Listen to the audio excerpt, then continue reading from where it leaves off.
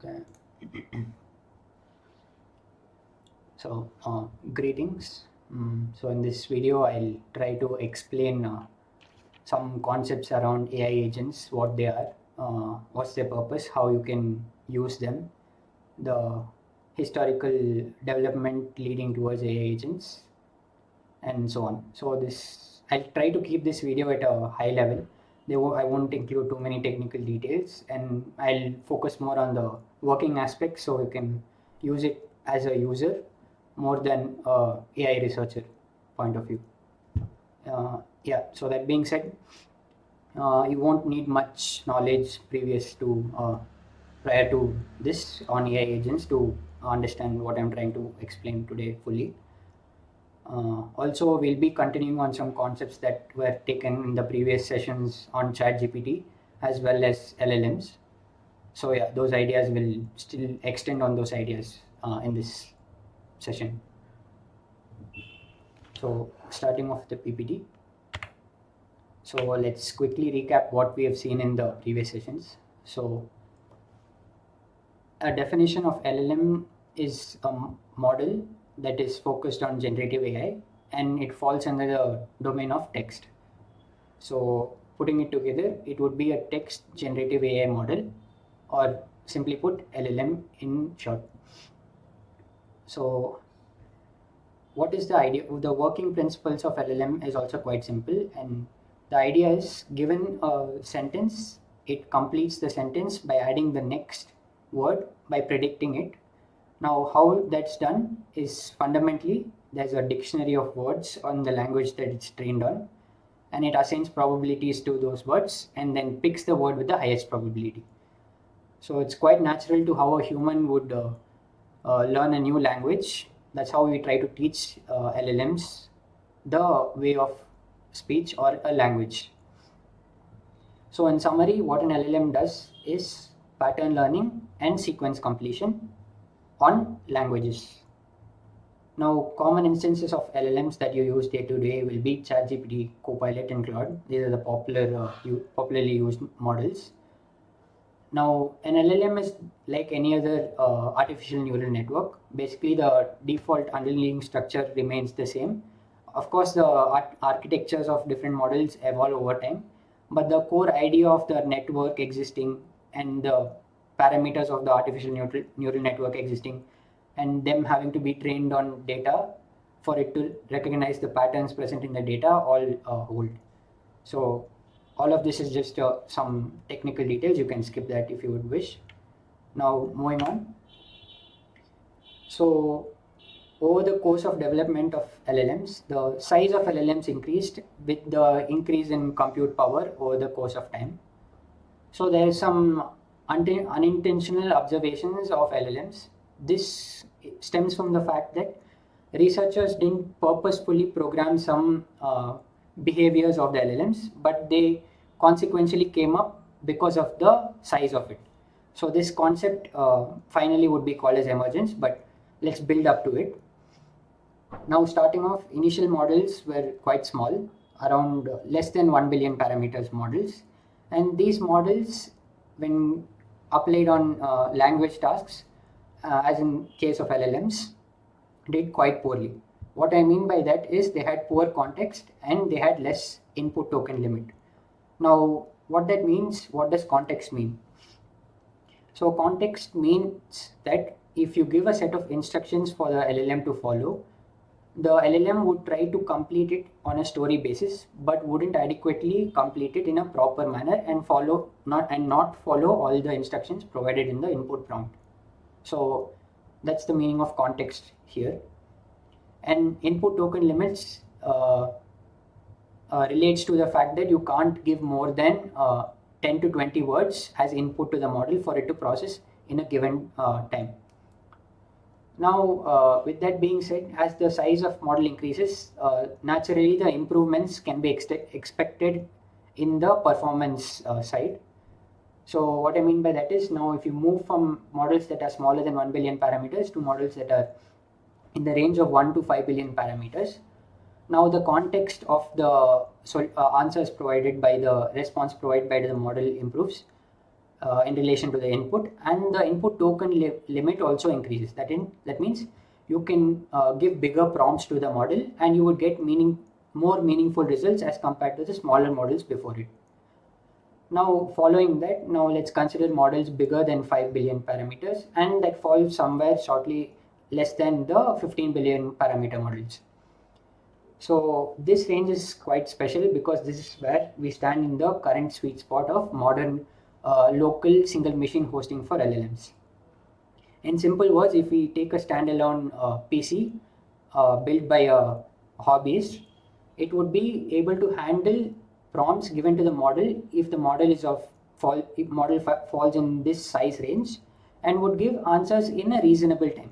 That is 1 to 10 minutes, and it would follow reasonable context and would have conversationally relevant token limit. That is 8 to 15 sentences.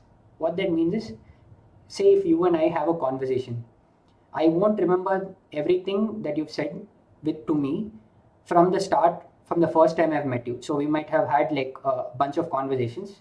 I won't remember all the conversations that I had with you from the starting. So, but I will remember the key aspects of your personality and have a mental image as to what you represent, what your ideologies are. And based on that, my responses and my reactions to your words or our conversations would develop in a manner of my mental image of you. So those kind of properties were embodied within models of this size.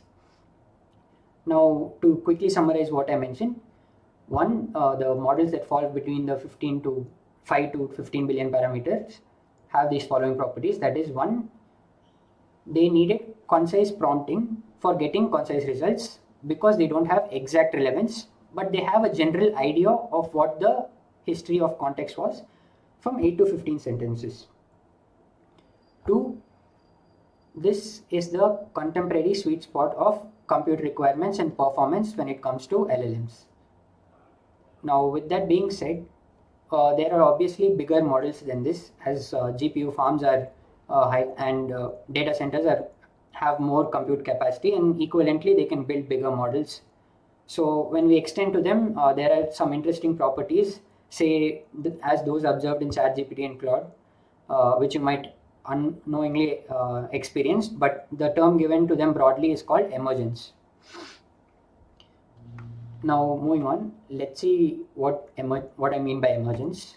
The concept of emergence basically stems or is coined to reflect the fact that some of the properties of the model weren't intentionally programmed into it, but the model exhibits those behaviors.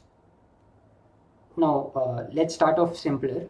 So, don't mean to rush into the point. So, the estimated size of ChatGPT 4 is 1.75 trillion parameters, or in relation to the previous models, this is 1,750 billion parameter model. Now, so that's probably bigger than 100 times the model that can be hosted on a single independent machine. So what kind of properties can be observed as emergence is that properties which weren't explicitly programmed can be superficially applied, and those patterns can be superimposed onto other concepts that are being applied. So I'll try to explain this in simpler words as we go on. But I would like to follow the chain of thought that I'm trying to build here. Why is there a focus to build bigger and bigger models in the AI industry? I'd like you to think about it, and I'm assuming you can guess, saying they are looking for building better context retention. That is, to build a more accurate image of your personality and concepts, so that it can personalize the experience to you in a better manner. So your expectations of the output from the models are met in a better way. But this guess would not be the ideal answer to this. The reason for that is ChatGPT essentially is not reasoning, and we'll look into that later. But now, for take it as a fact, ChatGPT is not actually reasoning as how a human would do. It's actually using clever memory management techniques and other AI enhancements to LLMs that give you a personalized AI experience. This is often called as retrieval augmented generation, or RAG in short, where external sources of data are prompted in parallel to the input prompt that the user provides without their knowledge in most of the time, to improve user interface. So this overall generates better prompt results. So this is a form of prompt engineering, but it's a specific kind of prompt engineering that uses external tools. That's why it's called retrieval augmented generation, or the augmentation is happening. That's why the term reflects that.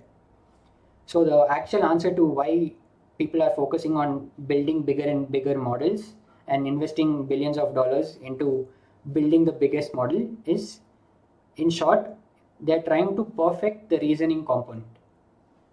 So what I mean by that is AGI is a term that stands for artificial general intelligence, and this term is trying to reflect actual synthetic intelligence that is completely autonomous, and we are in pursuit of that, or the AI domain, or the AI domain's goal is in pursuit of that to some degree. Of course, bound by the ethics of it. So, with that being said, the reason, the fact that I quoted just a few moments back, where I said that models like ChatGPT are not actually reasoning, is backed by this study done by an Apple published research paper, where they experimented on various complexities of problems provided to the different LLMs in study, and the kind of inferences that they were able to produce from the thought process that the model employed to give the output response for the reasoning. So the fittingly, the paper is also named as the illusion of thinking. So yeah, so the point is, ChatGPTs don't actually reason; they actually pattern extrapolate and then pseudo-realistic superimposition of that pattern onto the language that you are using to produce an somewhat expected result. So whatever conversations you are having with ChatGPT are only somewhat human. That is obvious because it's a machine interface. But even if you had a human interface for ChatGPT, it would only be somewhat human. Now moving on from that, an interesting fact is that uh, Perplexity, a company which is using AI as its as the next future version of search assistant to replace Google, is working on the fact that is derivable from this to some degree. Not 100, not exactly, but to some degree.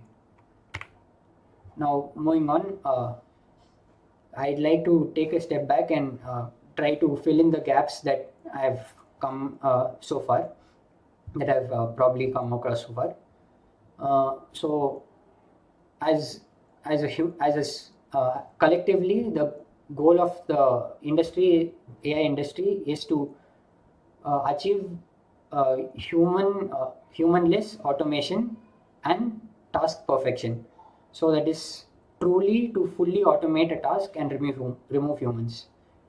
So, so like thinking about it fundamentally, how do humans solve any problem? Solving a problem is essentially a blend of figuring out how to solve the problem, and then additionally taking action to solve the problem, so the problem actually gets solved. Now, uh, stitching it with the story that I've created so far, LLMs need to reason, and LLMs are the first part is that LLMs are needed for reasoning component, that is figuring out how to solve any problem. So the LLMs act as the decision making, or the brains of the human problem solving process. Next, there's also a part of the process that is taking action to solve the problem. Now that part is currently missing to achieve the goal of fully automating a task. So the gap that is addressed by agentic AI or agentic capabilities is taking action with the decision that's created by the pattern solving of LLMs.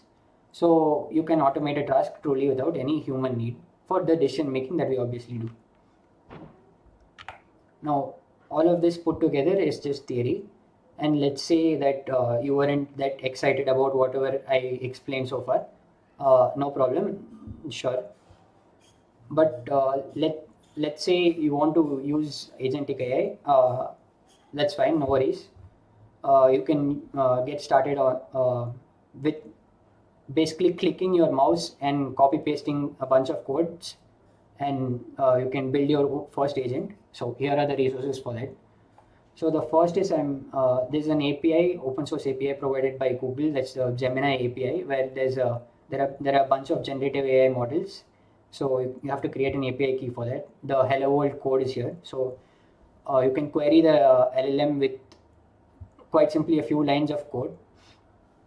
And then if you want to build a first agent, no problem if you don't have any uh, theoretical background or technical background on agents, it's fine. You can click on this link and you would have built your first agentic solution.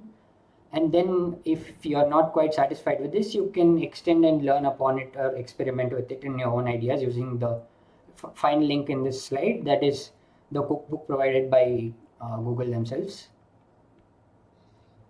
Now moving on. So let's say you don't trust Google's API, you can equivalently host these models on your local machine with minimal capabilities. That is, if you prefer a CLI based solution, you can use Olama, or if you prefer an app based solution, you can use LM Studio.